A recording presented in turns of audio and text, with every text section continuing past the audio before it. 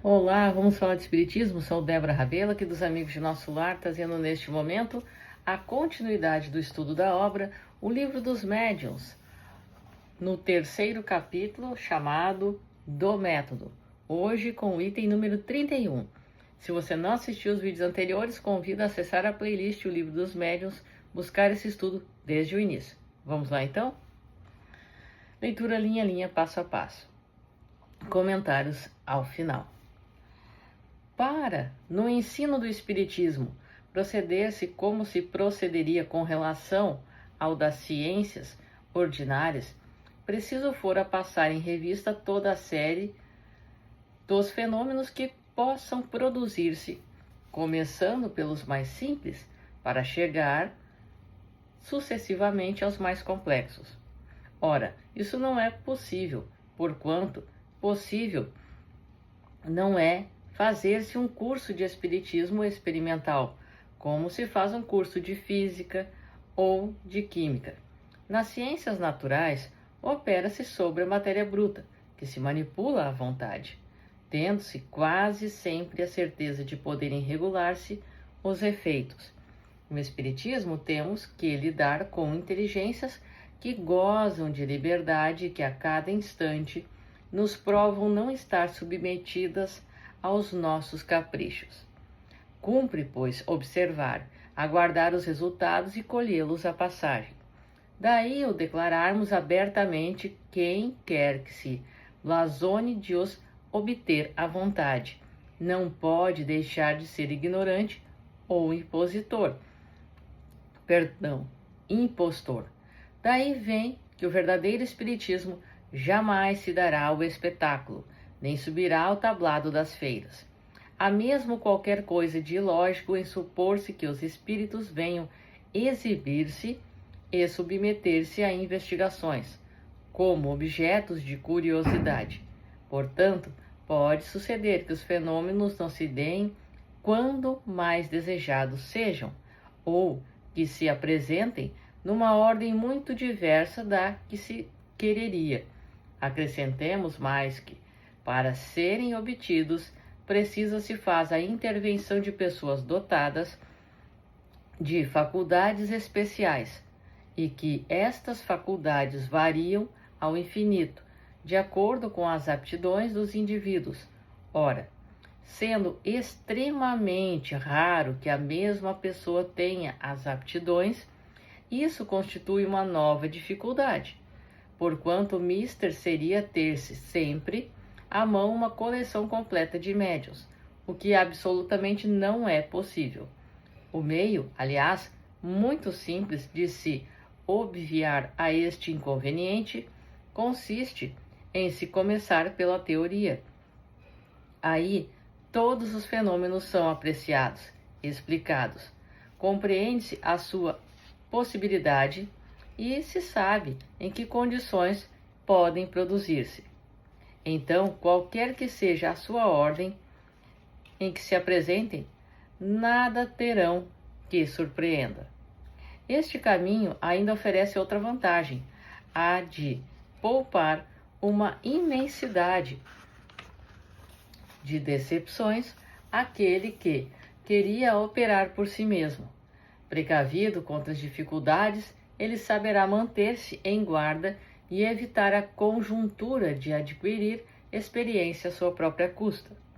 Ser-nos-ia difícil dizer quantas pessoas que, desde quando começamos a ocupar-nos com o Espiritismo, hão vindo ter conosco e quantas delas vimos que se conservaram indiferentes ou incrédulas diante dos fatos mais positivos e só posteriormente se convenceram mediante uma explicação racional racional, quantas outras que se predispuseram à convicção pelo raciocínio, quantas, enfim, que se persuadiram sem nada nunca terem visto, unicamente porque haviam compreendido. Falamos, pois, por experiência e, assim, também é por experiência que dizemos consistir o melhor método de ensino espírita, em que se dirigir aquele que ensina, antes a razão do que aos olhos.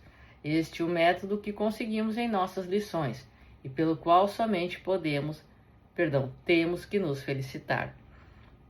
Nota de rodapé. Nota de Allan Kardec. O nosso ensino teórico e prático é sempre gratuito.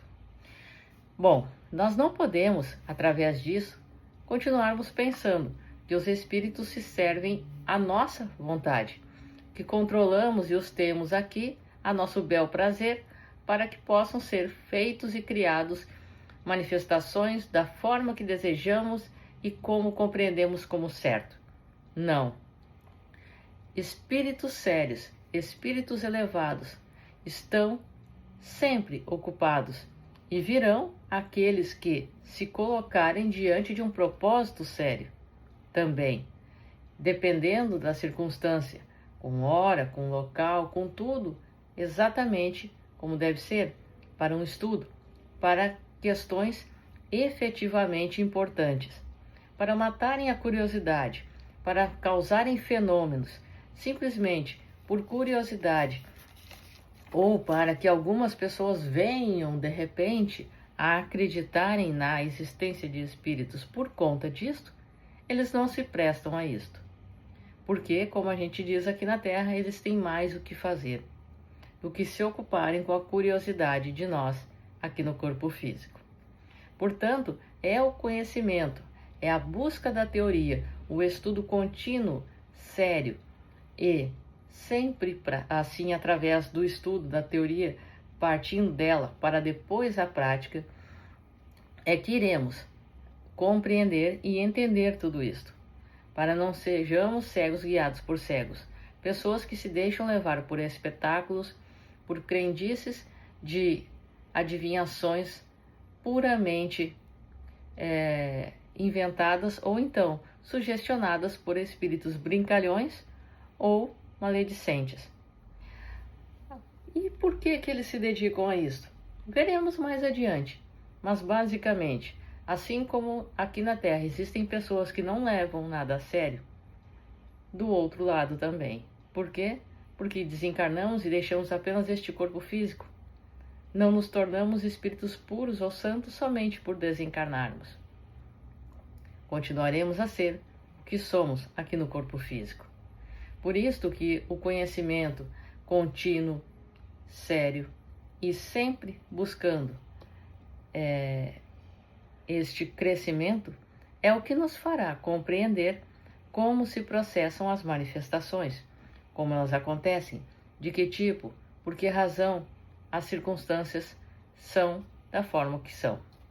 Mas é preciso que estejamos sempre atentos, porque é preferível, e veremos isso mais tarde também, que rejeitemos 10 verdades a aceitar uma mentira.